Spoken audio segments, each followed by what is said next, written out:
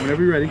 There's a name for that in Urban Dictionary, but I don't know what it is. Yeah, no, we won't go there. But Ruegamer and Scott Peters up at Tonazono, Arizona State football tradition, long time. They're back here, so we came back to do a first show here, talk to you guys a little bit about, obviously what's happening with ASU football. But Tonazono, this is what it's about. Both Scott and I spent way too much time up here. We didn't like it while we were here, but we respect the tradition and had a lot of great memories of it. So we're just going to talk about a couple of those things. Yeah, we're feeling good. We're excited that they came back. ASU's back at Camp Tonazono, and there's going to be hopefully some great stories for these guys. They hate their lives right now, as we did when we played here, but you cherish the memories of the nonsense after the fact somehow.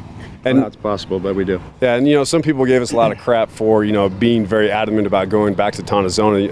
As former alumni and players, that was the one sticking point. Well, the people that didn't want to actually do the work were given a hard time, but the people that like us go, hey man, you didn't feel the pain. You got to feel the pain, because that's the only way you guys can kind of gel as a team, and that's what's about. Well, that and the hazing. That and the hazing that transpires up here is good. I mean, it's not hot. It's cool weather. The guys are on the field behind us. Obviously, you have Cush Mountain behind us. Right. That we hear they're going to hike up later today, which was not fun after practice. But they're back. So happy that they're here. They're here for 5 days. Hopefully they can extend it out at some point and get here for a whole camp. But there's things, logistics to be worked out. Respect that. But they're here. So let's talk hazing. I mean, hazing is a bad word. Let's talk about some of the pranks. Is that fair? Initiation. Sure. Rite of passage. Rite of passage. I mean, they used to have a freshman trailer that we would always, have fun with. So I know the first time I was here, yes, it was a brutal experience because first of all, I was the last guy to pick my bed, so I slept on the floor among the cockroaches. And then by day 10, because we were here for like 14 days, and these guys have it easy. They're going 4 days. So anyway, by day 10, I think that the CDC would have shut this place down had they known what was going on. It was a foul mess, and I can understand why they probably postponed usage here. But they're back. These guys are. The conditions look amazing. They've got toilet paper 2-ply this time. We were using 2-ply. We were using our hands before. Usually had leaves, or water worked. Foliage you could find, anything. Gets abrasive. See the spring, it flushes, so sometimes this water's a little murky for bad days, bad cafeteria food. Well, wait a minute. Hold on. I was drinking out of that water.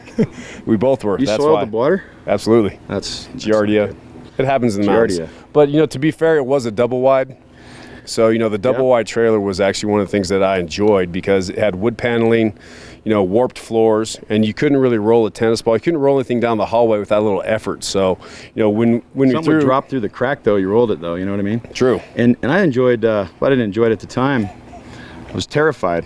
Jeremy Stott runs in and blasts open the door with it was a fire extinguisher. And basically, we ended up sleeping outside. That was brutal. And guess what? Yeah. The coaches didn't do one thing about it. But we had our chance the following year to gain redemption on that, and it was actually all in good fun. And I don't think that's frowned upon these days now. I guess hazing's not good. Yeah, but nobody got hurt. It was initiation. I don't think I realized that with a fire extinguisher, it gets rid of the oxygen in the room, so you couldn't breathe. I didn't know. I thought it was just foam you sprayed on people and thought it was hilarious. But lessons learned in the past, and with the dead skunks and dead animals we throw underneath the trailer, it was awesome for the freshmen. They deserved it. It was a double wide wood paneling. The best ASU had to offer was a first-year freshman.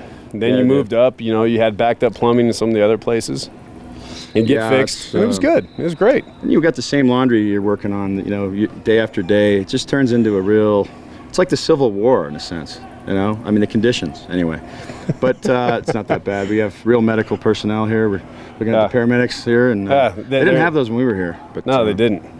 You broke a leg, it was set, and you went back out to practice. They sometimes saw it off, and it just depended on what the condition was. But they didn't use any kind of antiseptic or any kind of sterile tools. Sterility was the pond. You pack a little mud in the wound, go out to practice. They would use the same utensils that were used to cook the food in the cafeteria. So anyway, it built character, and they used to have a bell too here that would ring. The bell, you'd bang on the bell, and that meant you're hitchhiking home, basically. You're quitting. And I never saw anybody do it. Did you ever see anybody do it? No, I didn't see anybody do it, but it was very apparent that if you rang the bell, it was your ass. Well, you didn't want to show your face. I know a guy that actually quit. He hitchhiked out of here. He didn't know where the bell was. So we heard about it's probably a good thing that he didn't. But he hitchhiked and he sent a postcard. He knew not to show his face. He sent a postcard from Hawaii to the coach. and it kind of gave the guy the bird, if you will, because the heave-ho is his linebackers coach. It's funny because this is a challenging place for players, because guys getting out of high school, it tests everything you have. I don't know about 4 days worth. Yeah. Soft, but we're working on. We're back. So one of the things, ASU football being back, obviously there's a lot of expectation with the hiring of Coach Graham and a new system, new staff. He's here. So expectations are high. Obviously, with the Pac-12 South, they got their work cut out for them. You have USC, who's everyone's talking about. Then the rest of the Pac-12 South. So it's going to be an interesting schedule for them. I look at the talent they have. They have a ton of talent, not a lot of experience. Freshman quarterbacks. There's going to be some interesting things playing out this season. Well, I'm excited. I think they're well coached, and that's a nice thing to see. I think they're well coached because they're going back to basics. The problem with that now, you got to win now in any level of football beyond high school, and high school too.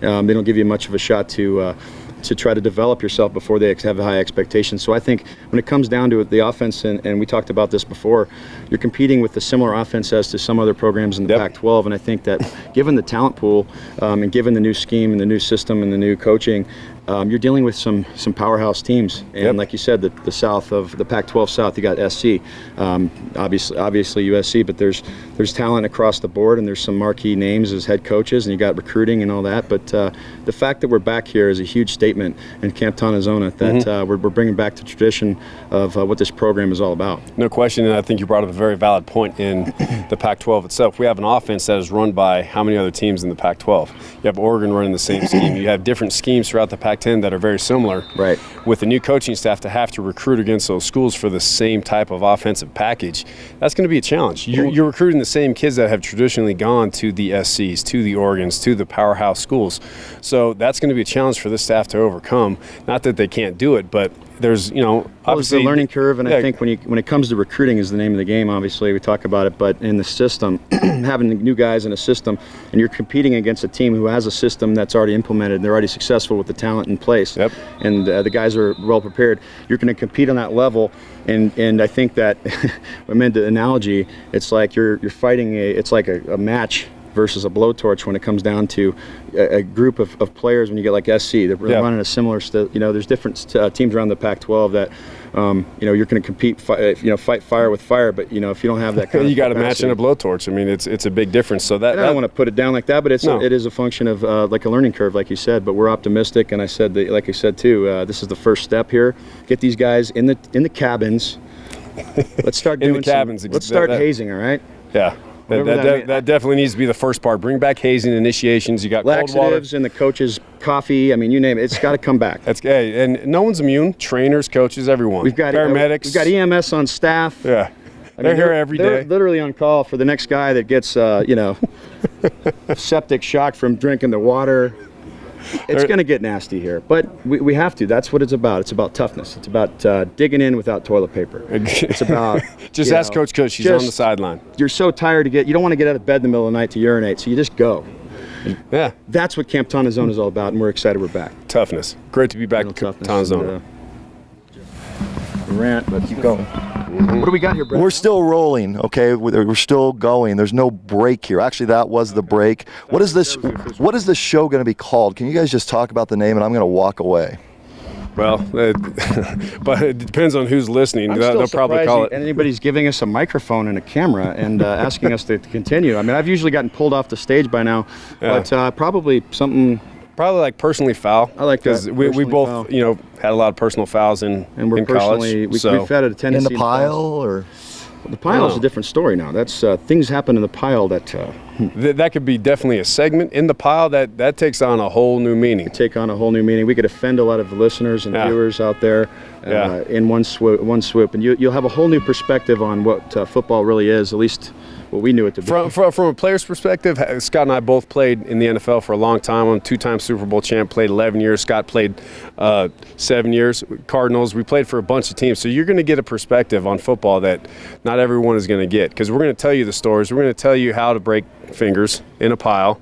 So, I mean, things that you probably shouldn't teach or coach, but you can laugh at and enjoy, because these things did happen. And I got to, what we want to do is, we're going to do this for you, is going to provide a unique perspective on football, something that you haven't heard before, and that's exciting to do. And And so every week you guys are going to talk about ASU a little bit and then other stuff? It just depends. I mean, we might even talk about nothing football related. We might go into things as abstract as,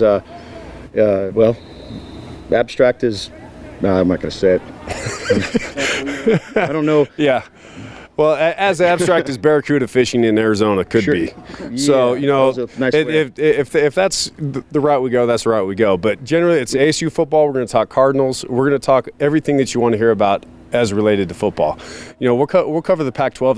That's our deal. It was the Pac-10, now the Pac-12, so we'll cover that football. We'll cover the NFL. We definitely want to cover the Cardinals, but you'll hear perspectives.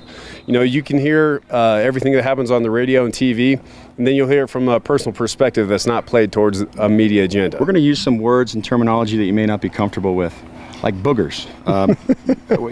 These are things that actually have a place in football, and it's not conventional. I mean, you don't hear about that when you watch ESPN. You're not going to hear about boogers. I mean, why would you? I mean, but it's very clean cut. But you want the real stories of things that happen? Basic stuff, a little primitive, but I'll tell you what, it's more involved than just boogers. But it's going to be fun, and tune in for us.